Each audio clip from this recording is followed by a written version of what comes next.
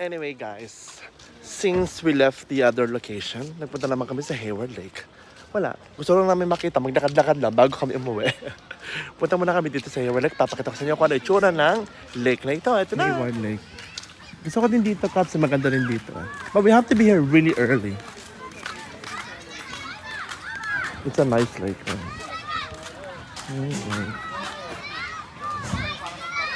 Linisan sila, may shower sa loob, itong shower, may change ka lang, oh. Di ba, may linisan na dito.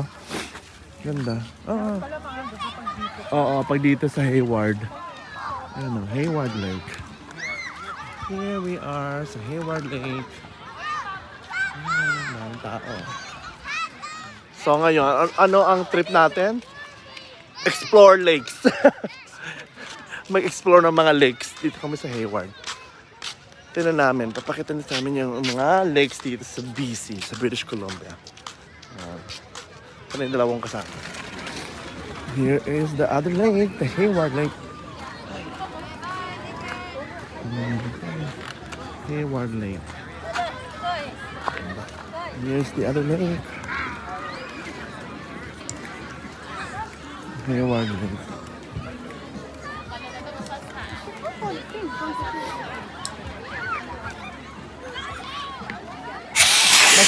Mas malinis tingnan yung lake, no, Cab?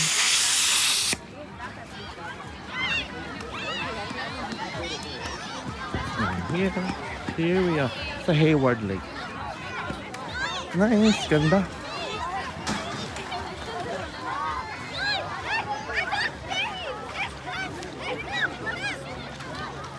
Beautiful. Nice. Hayward Lake.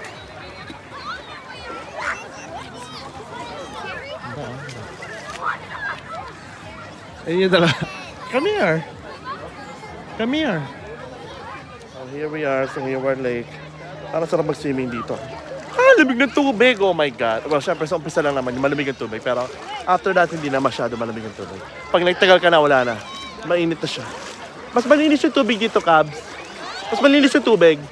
Oo. Malamig nga lang sa umpisa. Malamig sa umpisa. Nice. Look at this water, so clear. Picture, ayaw mo Romy? Picture dito? Ganda oh. Ganda ng Hayward Lake. Nice. Water so clear.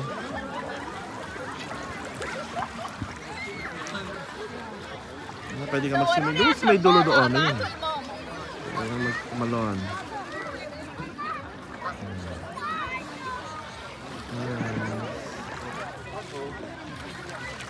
Kaming tao.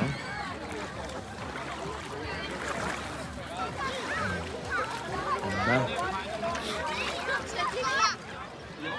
Hindi naman siya white sand, pero it's a sand. At least. Ayan o. Ganda. Yun lang. Pinakita ko lang sa'yo kung ano itsura ng Hayward compared sa Rowley. Sa Rowley Lake. Kaya maraming tao nagpupunta rito.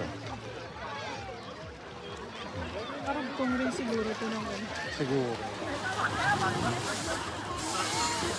Swimming. Swimming. Marami ngayon lamak dito natin. Swimming kami. Hanggang 6 p.m. daw. Kaya nga, hanggang 6 p.m. lang yung lifeguard nila. Pero bakit ang dami pa?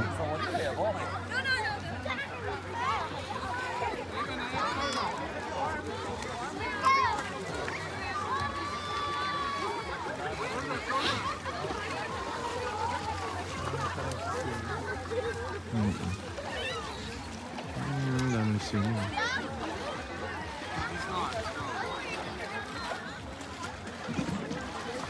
Ganda. Kaya pinapakita ko na sa kanila kung itsura ng lake.